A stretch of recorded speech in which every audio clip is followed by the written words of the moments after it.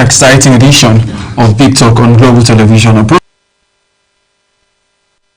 And progress that we've made as a nation as we move towards our 65th Independence Day. A nation has been born together by unity. Yes, we have challenges, we have difficulties, but there's also a lot to celebrate, I think, and we'll be looking at all of this on tonight's program as we look at Nigeria's independence and our multifaceted approach towards challenges and even successes that we've made as a country and as a nation. It's been 65 years of growth, 65 years of duty to country, and one of the things I've actually stood out for those who've spoken, from the president's speech to the Senate president during that very special Juma prayer and the World Press Conference that we covered here in Abuja, has been the unity of patriotism and the focus point has been patriotism and unity. Right, so the forebears, the leaders of Nigeria at this point are pushing this message, and we even see our elder statesmen pushing the same message: unity, patriotism, love for country, because this country has great potential, the biggest black nation in the world. Right, with the right attitude, we are able to work out and actually do great and amazing things. So tonight on the show, we'll discuss Nigeria's independence, and as we look at those who are lawmakers and even security, the challenges we've had and how far we've come. Let's go for this short break, and when we're back, I'll get on to introduce our guest for tonight, then we'll go on with the program.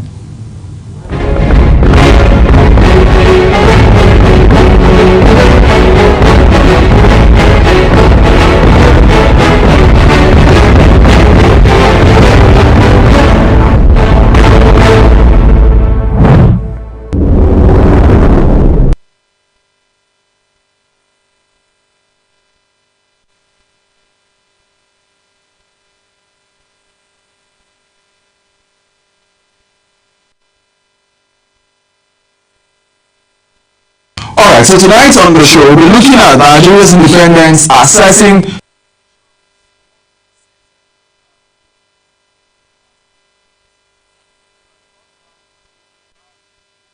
virtually Chairman, Plateau State House of Assembly, and a former member, Federal House of Representatives, who will be joining us from Plateau virtually to help make sense of the discussion. And we have in studio also joining us Commandant Idris Gigriya. I hope I got that right. He's the Commander, Vigilante Group of Nigeria, VGN, FCT Command, who's joining us also live in the studio as we make sense of the discussion. How far we've come as a country, and where we look at the country security-wise, and in all of this multifaceted approach and structures that we have in the country, what are some of the things that we see as we look into the future? And these are the conversations we will be having tonight. Well, I'd like to start with our commandant who's in the studio, Idris Gigriya.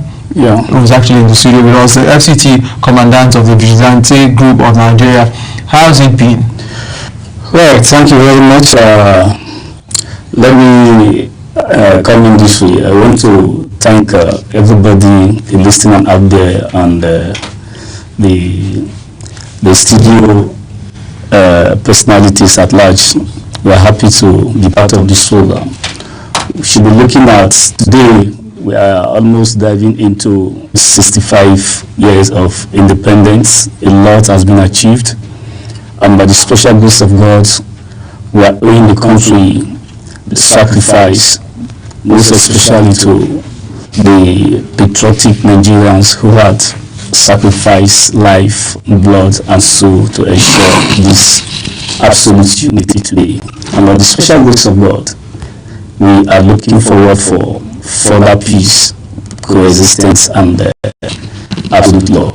Alright, so also joining us is Mr. Shekau, who's the leader of the House of Assembly in Plateau State, and a former House of Assembly member who's joining us virtually to help make sense of the discussion. A very good evening to you.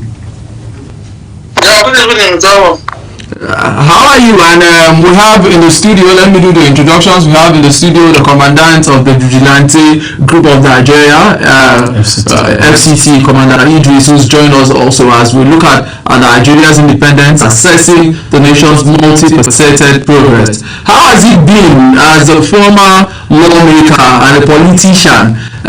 65 years. You think Nigeria has made progress? I think very strongly that we have moved away from where we are to where we are today, and in the positive direction, whether you like it or not. 65 years ago, if you look back and look at all the photographs and all the videos and all the stories, you will see that we have actually moved. So the progress, well, we are not there yet, but I think we are on the move. We are making progress. Every facet, whether finance, whether security, whether government, and so on and so forth. People have their own different opinion, but I think that it is not the same the way it was in the early 60s when we get our independence. Alright, so Commander, I'll come to you. What are some of the, as we look at Nigeria 65, a few things runs to my mind.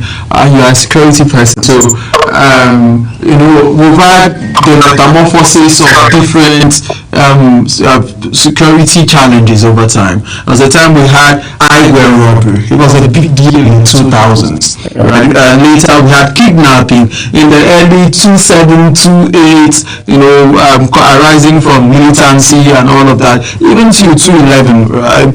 Then we had the Boko Haram challenge come 2009 and took a while. And as late as 2015 or 2016, we now had banditry being, talked about as a security challenge in the country. And you, as security person, you could talk about all of this and trace the chronology of all of this. Let's look at security. Have we made progress? Are we safer now as Nigerians, or were we safer in 1960? Thank you very much. In terms of security-wise, I would say we are making progress, because I remember sometimes some few years back, it is difficult within some houses in FCT for so many citizens of FCT to go to bed with their eyes closed. But as we speak, to the glory of God, I want to believe that we have a significant changes where quite a number of communities that are already taken over by these security or insurgencies then in FCT really going down. As we speak, we have tremendous security changes positively. Sometimes ago, I remember in some area councils here in FCT, it is difficult. Once it is 6 p.m. to 7 p.m., you experience serious influx of people from their area councils moving out of their area councils to another area councils to pass the night, to come back the next day, which is not the same as we speak. So today, if you observe within the nooks and crannies of FCT, there have been absolute peace in terms of security. Absolute. That's actually a hard word to use. Honorable, let me come to you. As a lawmaker, you were a federal lawmaker, and people have accused politicians like yourself that are some of the reasons why we have difficulties in Nigeria, and maybe why we have unemployment, maybe why we have crime, is because politicians have taken away the patrimony of Nigerians. Honorable, I like that you talk to us about that as a former lawmaker and as somebody who's been a politician for a long time. Do you think that our politicians have contributed to the growth or degeneration of the country? Sorry, I didn't get that part of the question you're scratching. I'm saying, as a politician and as a former lawmaker, do you think politicians have contributed to the growth of the country? You are putting your phone. All right, can you hear me? You are cracking. You are coming on and off. You are on and off. Oh, so we're having some technical difficulties, and we'll be trying to fix that so we can have you. All right, so go ahead. I'm saying our politicians helped Nigeria. Have they improved Nigeria? At least from 1999. Hello? We can hear you well. Just go ahead, Honorable. No. All right. We're really having these technical difficulties, and we'll try to get in. But I get back to you, our commandant in the studio. You said made, and you said absolute, and I was like, absolute. It means that's something we can debate, because just yesterday, my colleague, who's also a journalist, God bless her soul, works with one of the news channels, lost her lives as a result of armed robbers going to her apartment at Katampe, just here in Abuja, and she actually lost her life, and that's a very painful thing. But so I like that you talked about that. The other time I attended a press briefing, the police talked about two kidnappers that were apprehended and all of that. So when you say absolute, so for us, we start to wonder. But just honorable, just stay on the line. We'll come to you now. We can hear you well. Yeah, go ahead. Well, you see, when I said absolute, the word absolute might speak volume, but so to say, it is not always possible for us to say because we said absolute or because somebody has lost his or her lives, we cannot say something close to reality. On the human ground, some few months back before December, we remembered it is difficult, the issue of one chances, the issue of theft, the issue of kidnapping within around the suburbs of Abuja. If you listen carefully, like as a media expert, you will also realize that the tempo is on the low. And for the fact that this has happened yesterday, cannot really say or make us believe that there are no security. Even if there are security, one man to be manned by security, there are chances of such things to occur. So there are circumstances, although we still hold the rights to say we are gentle soul rest in perfect peace. But notwithstanding, the security are still on the watch wall. And Nigeria has done significantly well, absolute security. Let me see Honorable back into the conversation, but then I'll come to you. So Honorable, please, if you can hear me now, the question was, in 65 years as a country, have politicians like yourself improved Nigeria, or is it because of our politicians that there seem to be a lot of challenges in the country? Well, thank you for this very important question. Whether you like it or not, politicians have been part of the governance system of processes of this country. We have led this country in several occasions, and before that, I can also tell you that the military also took a large chunk of leadership in this country. But by and large, you see, for every country to progress, the country must have a democratic system. Look around the world, most of the democratic countries are doing very well. Countries that are not democratically inclined not do as much as what we have today. So the politics can never be a problem of the country. You cannot canvass for vote of people and then begin to treat them badly. What we have here is a decayed system that we inherit from the people. Remember, yes, we have our issues and differences. That is what politics is there to solve. When people come together, of course we'll and then that is not to say we do not at the end reach a consensus. But when the military is broke, they brought a new system, new style, new approach, and then in the process they derailed the country. Our political system got decayed, and the laws were suspended. People behaved like I said, like the bats, and then gradually we lost them. But if the politicians are allowed to be in leadership that is 60 to date, our laws would have been up to date, our system would have been more organized, and government would have been so synchronized to the point that there won't be any falls. But when a very simple excuse the military stroke, and you know them, they don't have manners, they don't have decorum, they do things anyhow. But supporting there has to be rule of law. They have to be processed and procedures. Even though it delays one, it all has a consensus.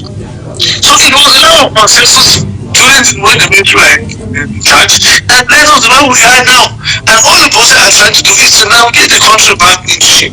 Alright, so I'll bring you back into the conversation. I have a lot of questions about that, but let me bring Commander and say who actually said something that I've not agreed with him. He said we have absolute security, and Commander and he just pointed out that I lost a colleague in Abuja, so sad, God bless her, so due to security challenges. But let me ask, what has been the contribution of security outfits like the Vigilante Group of Nigeria to the state of having security in Nigeria over the past many years? Thank you very much. The contributions of the Vigilante Group of Nigeria, not within FCT per se, within the entire country, can never be overemphasized. To this point, the community who are also a life witness of the activities of the Vigilante Group of Nigeria, are the security providers at the grassroots level, are also a big witnesses to the contributions of Vigilante Group of Nigeria. The other securities, the Nigerian Army, the Nigerian Navy, the Nigerian Police, and the DSS, who are partners of the security assignments as you speak, are also testimony to what we are saying. If you check around the ungoverned spaces, that's our forests, our villages, communities where the support and the activities of the police and other modern security agencies does not have access to. The Vigilante Group of Nigeria has taken over those assignments as a complementary role security bodies who are complementing the effort of the police, the army, and other security agencies. And as I speak with you right now, it is difficult. You find a community within FCT where there are no security agencies like Vigilante. So, most especially when the citizens go to bed to sleep, that is when the assignments and the activities of the Vigilante Group of Nigeria takes off. All right, there are conversations about is that not the job that they signed up for? But let me bring Honorable back into the conversation. Honorable, as a former lawmaker, I like that you look at this country and look at the country again. Are you proud of Nigeria? And what are some of the things that you can say that we've actually achieved as a country in 65 years? And maybe as I go home, I'll tell my people, and maybe people that are looking at you and looking at Nigeria from a standpoint that Nigeria has not done anything for them. There are a lot of people that believe Nigeria has not done them any good. So what are some of the things you can point out and say this is what Nigeria has done, and this some of the things you can point and say Nigeria has actually achieved great success in this area? Thank you very much for this very important question. And if they should ask what have Nigeria actually done for them, have they asked themselves what have they done for Nigeria? That is the question to ask, not what have I done for. What Nigeria have done for them. The main force of the matter is that as citizens of a country, it's important that you contribute to the development of your land. You don't sit down to take hands out from your country. The point is, ask yourself basically, what have you done for the country? And if I start to say I should point a thing, one thing that Nigeria have done for the you can take that. What is the role of government in the first place? The role of government is to provide an environment, stabilize the system, and also help people to develop themselves and to advance themselves. Take a look at what is happening in our country. Yeah, the infrastructure, of course, people will say they are dilapidated, but look at how many kilometers of road do we have in this country? And all of this are doing our government. The hospitals are there. We also have so many things. The airport are there. You may not say it's all the standard, but in the city, how many airports do we have? In the 60s, how many hospitals do we have? How many hospitals do we have? In the 60s also, how many universities do we have? But Honorable, sorry to interject. You just mentioned university. How many of these universities do we have children of politicians attend? Many. My children are in local universities. Let me tell you, many are in local universities. You can get you. I can't take that off. Not only politicians, civil servants, most of them that are not in the university here. So military officers, or even media men like you, most of them they make media mongols. They are studying abroad, but not position that they still study locally. So it's not just a matter of the politicians, it's a matter of everybody. Bankers too have their students studying abroad.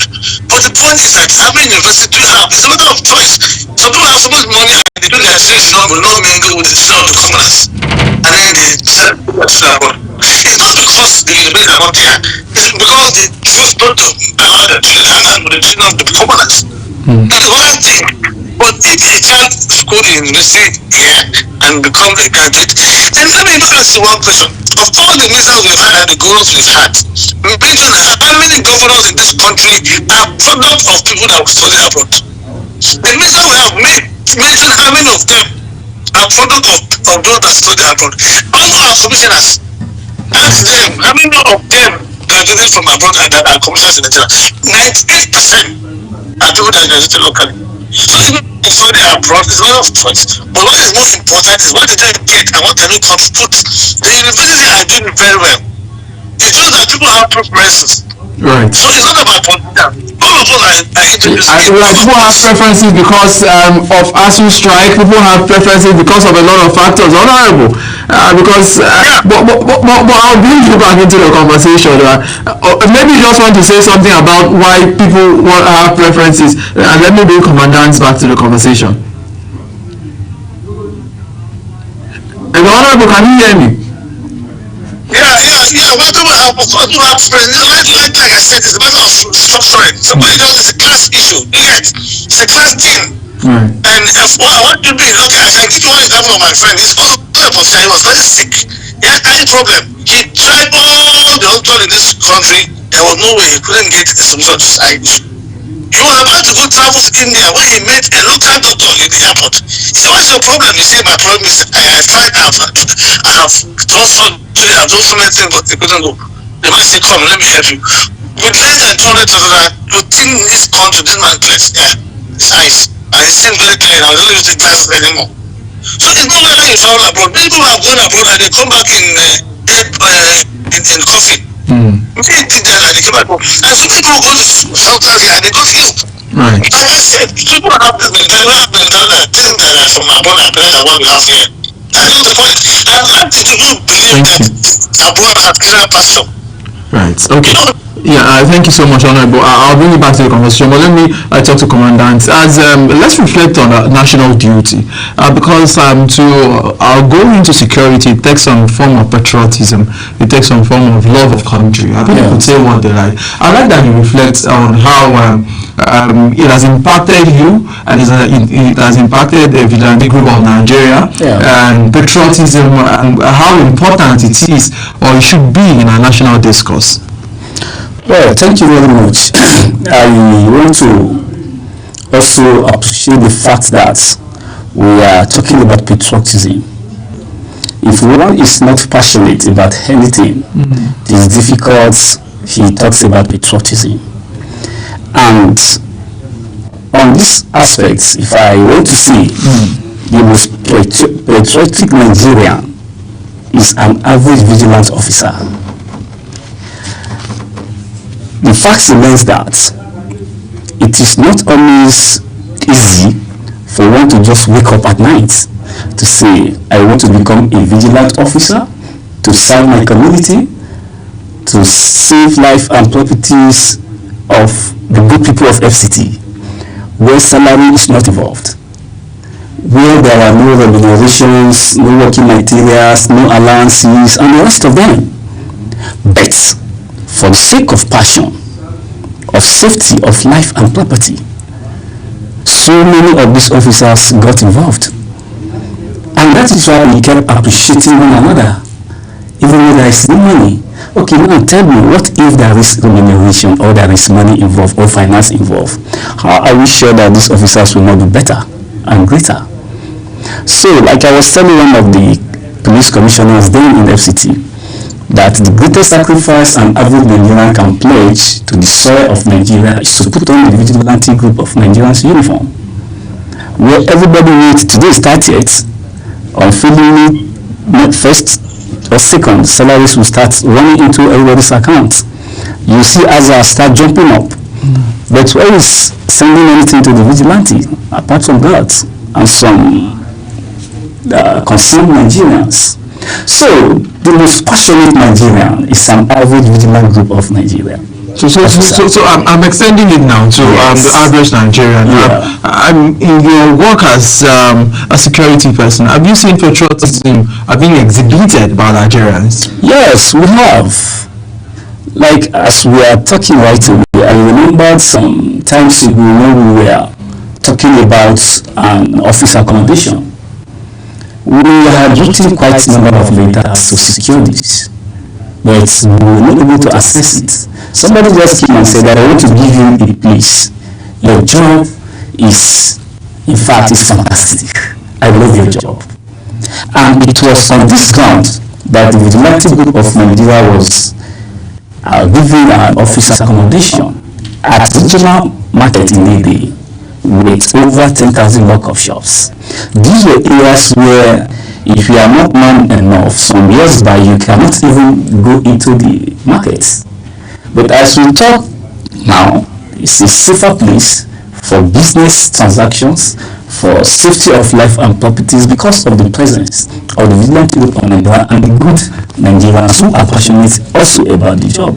For the sake of patriotism. Alright, so let me bring Honorable back into the conversation now. Honorable, there's been a lot of talk about Nigeria not being fair to some people, maybe to some tribes. I like that we talk about that. The injustice some people have alleged, and maybe, let me even be very clear, some persons from the southeast have alleged marginalization, and some persons from different regions have talked about the aspects that it seems the country favors those who are in the majority. I like that you talk about fairness and justice in Nigeria. Has Nigeria in 65 years been fair to its people? Has there been justice across all the senatorial districts, all the wards and all the villages we have in this country? Thank you for this typical question. Let me tell you, there is no justice and fairness anywhere in the area of allocation of resources in this country. Yes, let's put it, we are all Nigerians, and then the country gave us an umbrella. Everybody is equal under the constitution. Everyone is equal under the law. But when it comes to operations, you see that some people are more people than the other. And when some people decide to say they are marginalized, they don't know what marginalization is. Because in this country they are counted as one very major block. There are people in this country that cannot even raise their finger because they are minority. If you go to look for a job, they try to locate you or send to the job fair. When everything is happening in this country, is three major tribes that have been mentioned. Hausa, Yoruba, Igbo. That's all. The rest of us are just kept to the background. There is no fairness in the case of allocation of resources, let me tell you. Or even in the way people are assessed. Because of certain place artists come from. Again, if you look at even religious setup, some religions are completely erased from religion in this country. You talk about Christian, Muslim, what about those people that practice traditional religion? They are majority in this country, let me tell you. But then nobody mentioned them. But those that practice traditional religion are majority in Nigeria. Of course. But let me tell you, nobody mentioned them officially. There are no mention of that is marginalization. And the same thing in tribal marginalization, I can tell you clearly that the minority in this country has been put from the major block in this country. They are the majority in this country, just that they don't have a cohesion. If they come together, there's no tribe that can beat them. But you see, the way things are, the people are not treated fairly in that regard. But when we come down a lot, when you come to whatever, they say where they come. Now, you create so many things. Within the state, some kind of marginalization. Now you have local governments, local governments kind of marginalization. So what will never be? The only thing I think is a solution is also to do certain things we talk about in our demography. Tribe, religion should be removed from whatever things are in that. When you take this thing out of our research, so people can freely apply for anything and not be looked at from where they come from or what their abilities or their creed is. and then we can always do the marginalization. Also, you can see your economic stand is very key in the area of marginalization. If you have money, you are state friendly. If you are poor, of course, there are areas you don't go to in this country. So, but I don't think it's largely because of marginalization, but because largely people that have money tend to have access because they can pay their way through so many things. But whether you like it or not, there is serious marginalization in this country. And moving forward, I think that we have to come together and address this system. Otherwise, I think it is difficult. The way I am, I'm a minority in quotes. Well, even if I figure this president, the president of this country, the only lucky person was Goodluck Jonathan. I think his phone was locked. But a lot of us, they don't even count you. It's either you have a house, either you have one from far north, not those ones that are within the middle belt axis. And then if you go to the southeast, of course, the Igbo people will want to tell the Ibibio and the Africa, they are not relevant. That's southeast and south. That's what I mean. Right. And then you go to the Yoruba, they have their own different issues also. So you see, whether we like it or not, marginalization is endemic. It will take a long time. We have to use the law, the constitution to address it. Thank you so much, Honorable. I will come back to you, but let's go for a short break, and when we return, we'll still have Commander Idris, who is the FCT Commandant of the Vigilante Group of Nigeria, and we also have joining us via Zoom in Plateau State, the Chairman, Plateau State House of Assembly Service Commission, and a former House of Representative member, Honorable Jumbu Ashekaru, who's joining us on this very important discussion tonight. Let's go for this break, and when we're back, we'll still talk about Nigeria's independence and a multifaceted progress and the challenges, even as we look forward to being 65. Let's go for this break.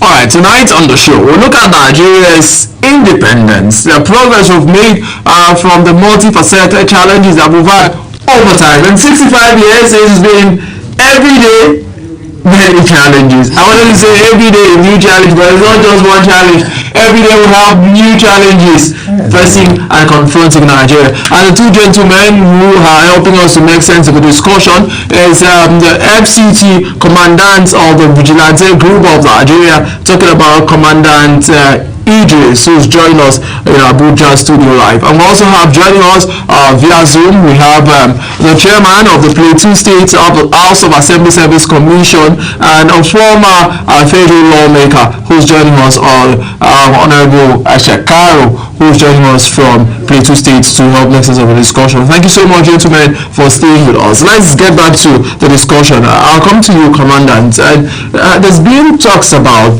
integration of more civilians into our security apparatus, and at the point we had that we need, I saw the United Nations benchmark as to 1 civilian to 1,000 policemen to 1 civilian and all of that. And there's been talks about that we don't have enough security personnel. This is a country of over 200 million people. Do you buy that idea that we need, maybe is it 5 billion, is it 3 million? How many more persons do we need to be added to the security architecture of the country? And there also talks about maybe absorbing the police force, being more centralized and taking on more roles. Maybe the NC, Nigerian Security and Civil Defense Corps role, they should be integrated into the police. Maybe the Vigilante Group of Nigeria should be integrated into the police, and all these other security outfits should be integrated into the police force. I'd like to have you answer those two questions. So question number 1, do we have enough security?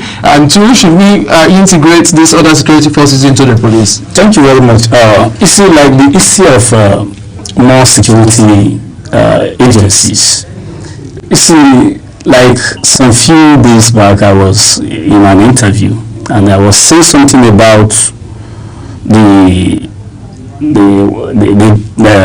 state policy As the state policing is just a name. Who is the state policing? Where is the vigilante? The Vigilante Group of Nigeria is the best and alternative measure for state policing. The fact remains that the security as we speak is not enough. And the problem there is the ungoverned spaces is even on the increase. Today, if you look at the numbers of police, for instance, that are on VIP rule, that are on special duties, when you go to some divisions, you hardly get up to 10-15 police officers. And the numbers of the Vigilante Group of Nigeria, FCT for instance, is over 5,000 personnel who are well trained, fully on ground by the Nigerian police, by the DSS, by the Nigerian army. If this is what it is an opportunity for the Vigilant Group of Nigeria to be absorbed into the into the state policing, and the issue of state policing from any axis does no longer arise. Now, as we are discussing, we have personnel who are fully on ground, fully trained, who are passionate about the job, even without salary. All right. So, so the other question is, do we have enough security? We don't. I guess you've answered. Yes, we don't have. We don't have enough security personnel in Nigeria. We don't have in Nigeria. Yes, and it is on that basis that Nigerian Vigilante Group is outrightly available to take over the replacement, the shortlisting. All right. So I also like to ask this now. Talk about the place of synergizing with other security forces, because there's been discussion that sometimes we work in silos. We don't have a synergy. What kind of synergy do you have in the many years that you've been as an officer and all of that? Has there been synergy between you and the sister security agencies? Thank you very much. The synergy between the Vigilante Group of Nigeria, FCT Command, with other agencies is tremendous. It's on the high side and is highly encouraging. Not quite 2-3 hours back, I was in the office of the DGDSS for a discussion and an invitation for a National Strategic Security Summit organized by the Vigilante Group of Nigeria, slated for on the 9th of October, Thursday, 2025, by the Special Grace of God at the M&M Event Center. You see, and not quite some weeks back, I was in the office of the CP. With the Commissioner of Police, FCT. We discussed two lengths, and what we centered on was significantly about security matters, the safety of life, of properties of the good people of FCT. And it is on that basis I am very bold to tell anybody that the synergy within the Vigilant Group of Nigeria, FCT Command, with other modern security agencies is on the high side. All right, so let me bring Honorable Shekaru back into the conversation now. All right, Honorable, as we assess our progress, the progress that we've made as a country, there's been talks about two key areas. Number one, corruption. It has been mentioned again and again and again, and I like that you talk about it. Are we ever going to win the fight against corruption in Nigeria? And number two, power, because we are gradually running out of time and we need to end the show. Will we ever have stable power supply in Nigeria? So corruption and power. 65 years we've not been able to solve the issues of corruption and power. Do you think maybe in the next 65 years we will be able to make headway? No, thank you very much, but I don't think you put the question rightly. When did corruption enter into our system? If you remember in the early, after the independence, there was nothing like corruption in this country. And even power situation was very good. I grew up in a place, even in my village, we used to have 24 hours of life supply. If they want to, I don't know, like they're doing a blackout, they will give us time. 2 hours down, and they will maintain, and they give us time that time. It was eventually that we start nose diving. And corruption, whether I like it or not, is human factor. I don't understand why doing corruption. It's just giving government public money that is corruption, or even our conduct, moralities. These are all part of corruption. So, what we need to tackle corruption is strictly issue of laws. If we streamline our laws, make our judiciary to work perfectly, make our security agents to go after offenders, everybody will take you. These countries that you see, they say they don't have corruption. I was reading a report where the indices is very clear. They ask Americans, how many of you still see government money that is unattacked, not still? 98% say they will take the money. Only 2% say they will not. Well, it sounds like they also have corruption in this, but the system is so perfect. So it's all made in a way that it's difficult for us to take government money. So we can tackle corruption if we are really serious, just by making sure that the laws are there, the citizens do their work, and then nobody is made a scapegoat or nobody is above the law. When you do that, I'm telling you, people will show up and then do the right thing. So honorable, we're running out of time. Our producer already said that we need to end the show. But let me ask you now, do you think we'll ever be able to solve the issue of power supply in Nigeria? Of course. All the power you see Aisha, the electricity we have is people that are generating and transmitting to their homes. So if we are serious, if we invest something, we can solve the problem. Right. There is no way, no problem is unsurmountable, I tell you. All we need to do is have the willpower to pursue it and we'll solve it. And because I want to believe we will do that. Thank you so much. Thank you so much for speaking to us tonight, Honorable John Bull Shekara, who is the chairman, Plateau State House of Assembly Commission, and a former member of the Federal House of Representatives. So I'll come to you, Commandant, as we round off the show now. Security challenges in Nigeria. We said it's absolute, but those are. I just brought a fact that we could contest. Are we going to see it better? Are we, as we move towards the U-type period, are we going to see a better Nigeria into the future? 65, will it be better security-wise? Thank you very much. I will tell you confidently, with all optimism, that we will make impact, we will make improvements, and it is on the basis that the Vigilante Group of Nigeria is trying to see how to bring all the security stakeholders from the DGDSS, the Chief of Army Staff, all the service chiefs, all the paramilitaries to be part of this security summit. So we should expect that as we move into the future by the special grace of God to iron out the problem of security and prefer solution of the special grace. We really need that solution. Commander, we are already together. Thank you very much. Thank you so much, Commandant, for coming to our studio. Idris is the FCT Commandant of the Vigilante Group of Nigeria, and thank you so much for joining us from Plateau State, Honorable Shekara, who is a chairman, Plateau State House of Assembly Service Commission, and a former member of the Federal House of Representatives. Thank you so much, gentlemen. As we hope to have a Nigeria that will be a country we are all proud of. At 65, I hope that it's a country we'll all look back and we'll be glad that we're able to contribute significantly to the growth and progress of the nation. And this is me on saying good night. My name is Ubon Usoro in Abuja. Bye for now.